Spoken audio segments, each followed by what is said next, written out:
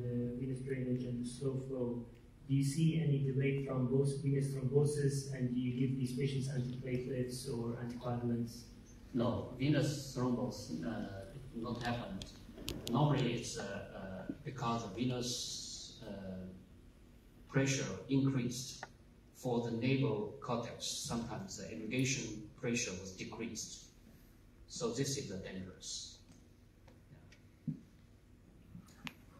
Yeah. Okay, I think I've been around about 30 or 40 years like this, so that I've never quite seen a talk that's been so comprehensive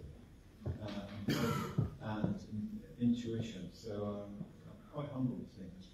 So thank you very much. Thank you.